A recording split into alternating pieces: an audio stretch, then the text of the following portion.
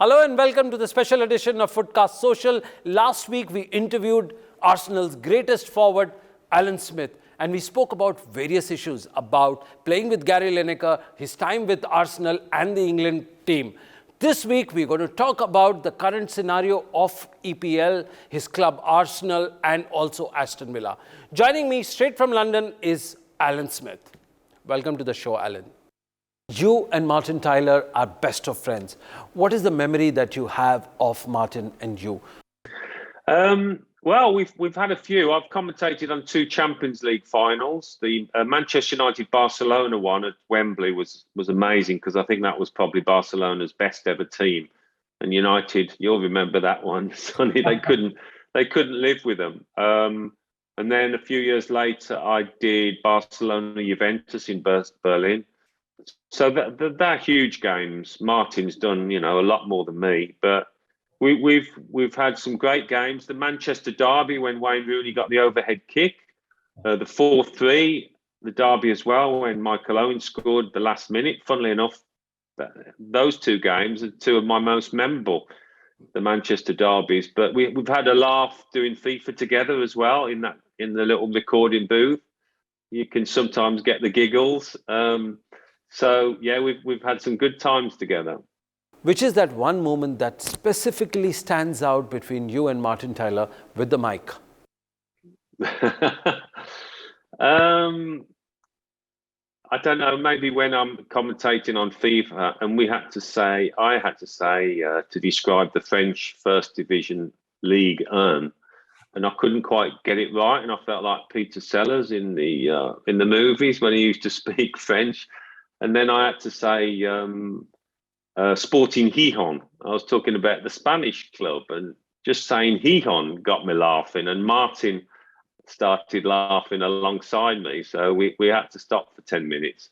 It's just funny moments like that maybe don't sound too funny from the outside, but you know what it's like when you start to get the giggles. But on air, doing a Premier League match, hasn't quite come to that yet.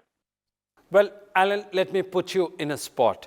If we were to get 5 of the greatest commentators of this generation, Martin Tyler, Jim Beglin, Andy Gray, Peter Drury, and you, what is it that one characteristic that fan would remember maybe 10 years from now?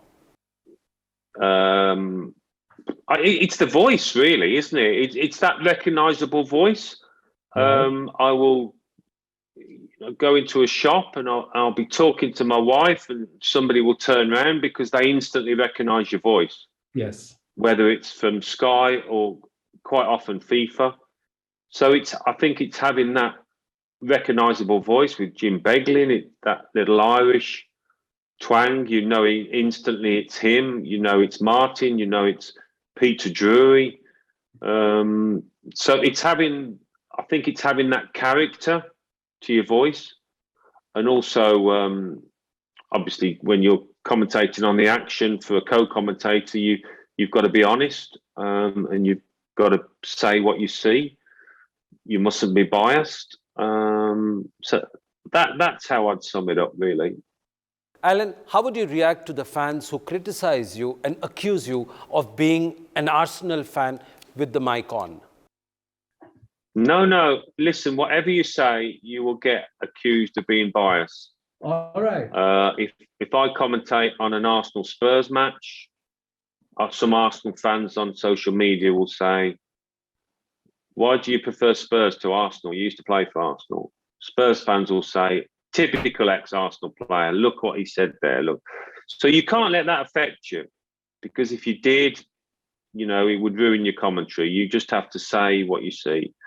But that'll never go away because supporters are one-eyed, aren't they? They only see things through the lens of their team. So you can understand it, but whatever you do, don't let it affect your own performance.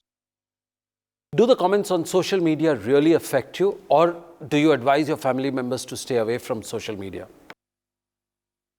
I certainly don't search my name to see what people have said because there's no mileage, no advantage in that whatsoever. So I'll see the odd comment, but I just take it in a light-hearted way. I don't take it seriously. Otherwise, things would get you down. There's no point. Well, Alan, we all know that Arsenal has never won a championship league, but you scored a decider goal in the major international championship. Just for the fans, how would you replay that moment?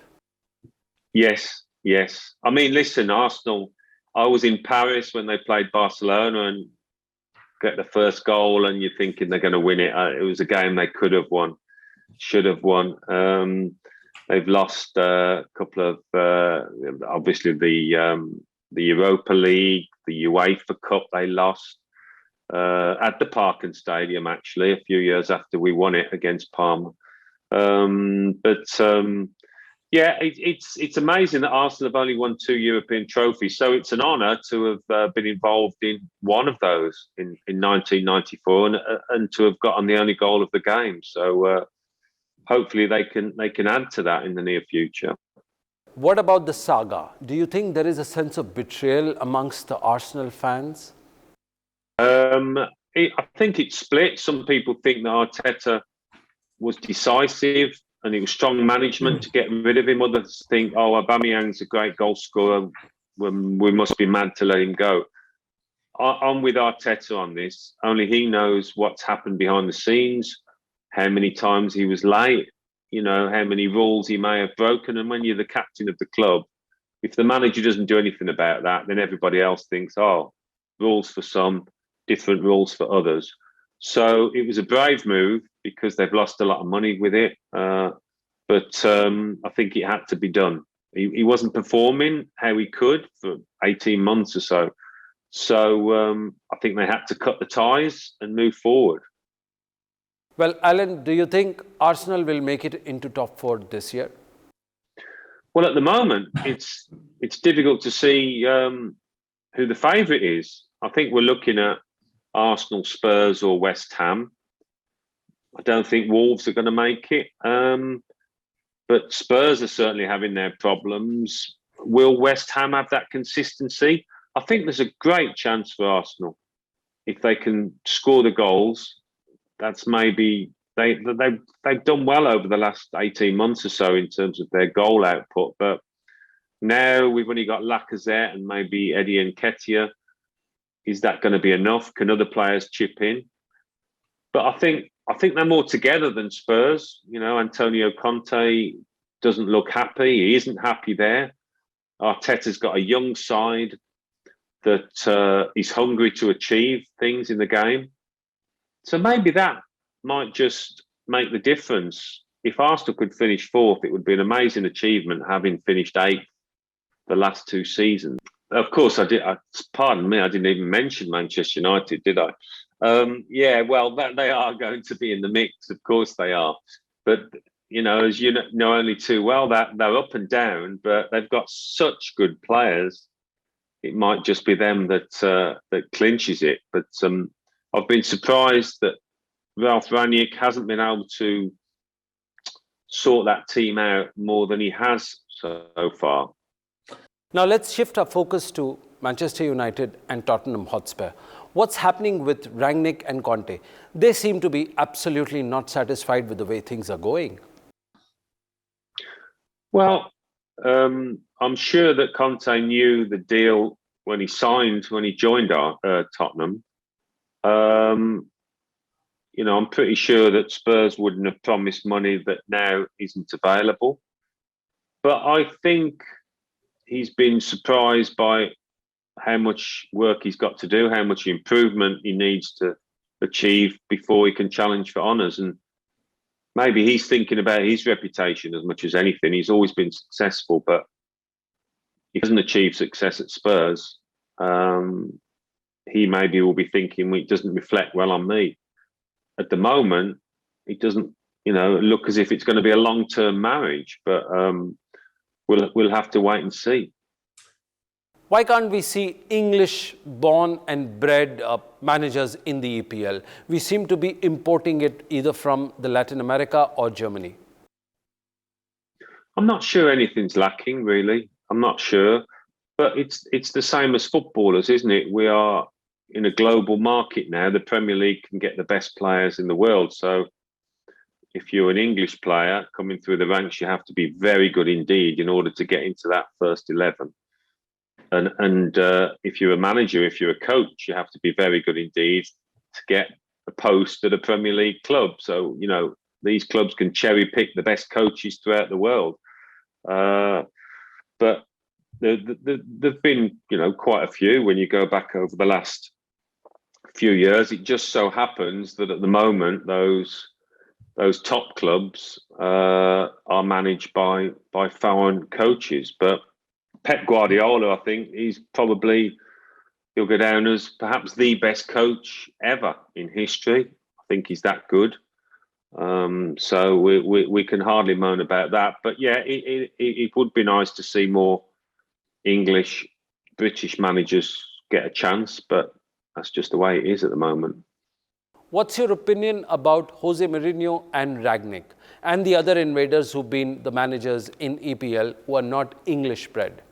I mean, Jose Mourinho was one of the best. He hasn't hit the heights for a number of years now. Obviously, at Manchester United, it tailed away after winning a couple of trophies in his first season.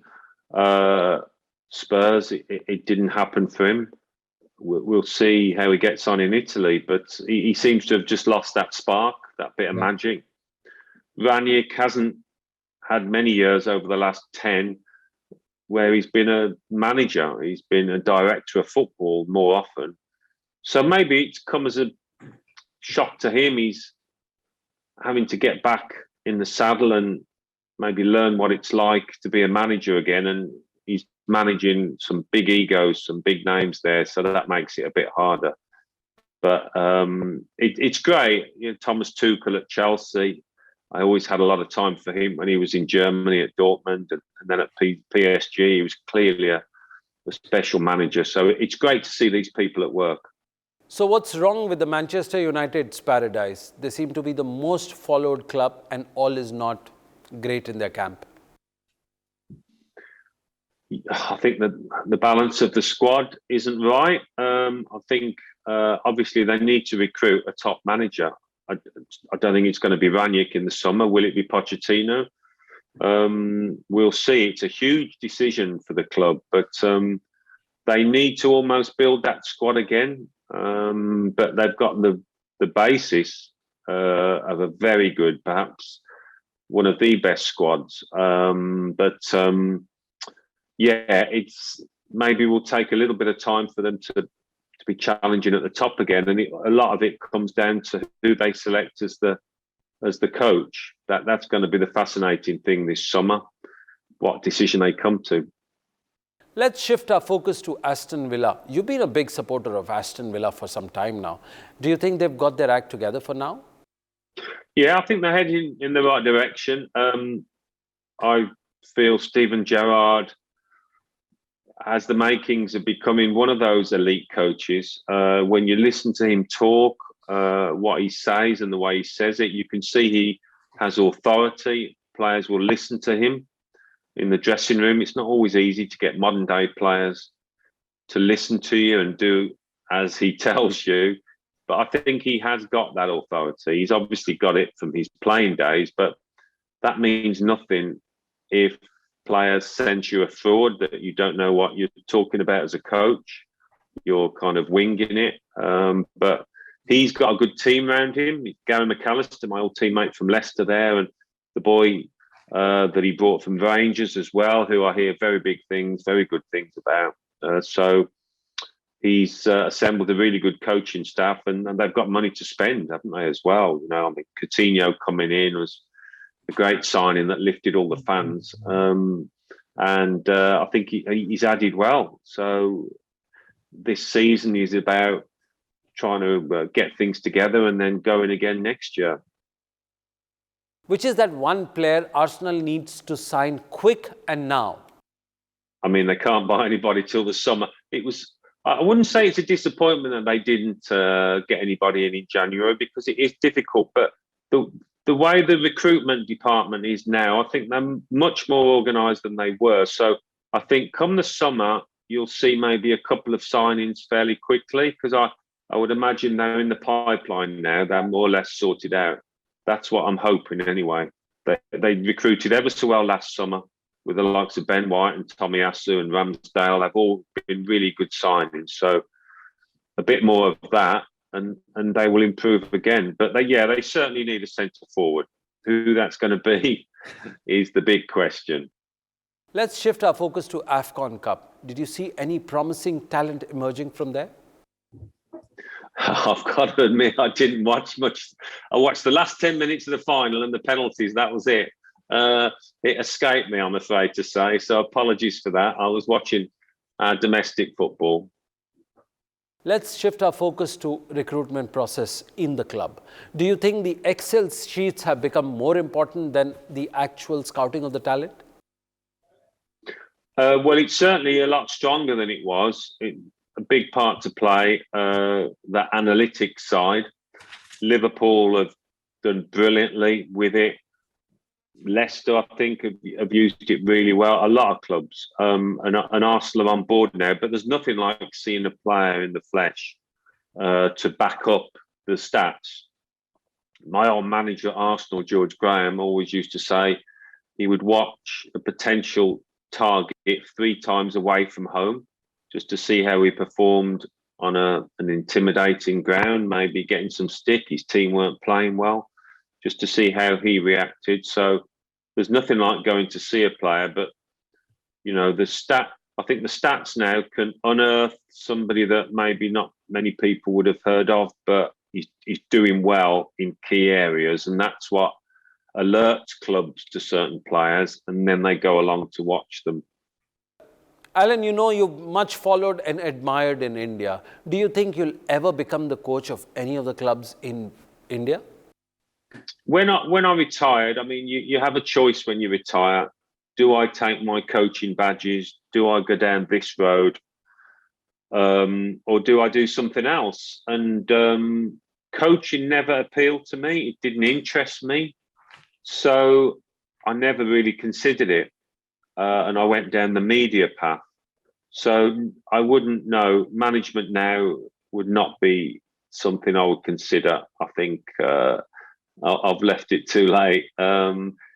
With managers these days, it's 24/7. You have to totally devote yourself to the job, and you have to make sacrifices. Your family comes second. There's no doubt about that. And I couldn't do that. I really couldn't. So I've got a nice balance to my life. What is the most amazing fan experience you've had in your life? I think people. I was in Israel once, and I was doing an interview for Sky, and this lad walked around the corner, and he'd recognised my voice through FIFA, as I said earlier. So he didn't speak English, but he recognised my voice because he had the English commentary on FIFA. So it's that kind of meeting, I think, where people don't really know you, but they know your voice. Indian fans are waiting for you. Any messages for them? Yeah, well, I just want to say hi to everybody in India, all football fans and beyond, especially Arsenal fans and FIFA ones. So keep supporting, and it'd be lovely to see you all, in the flesh one day.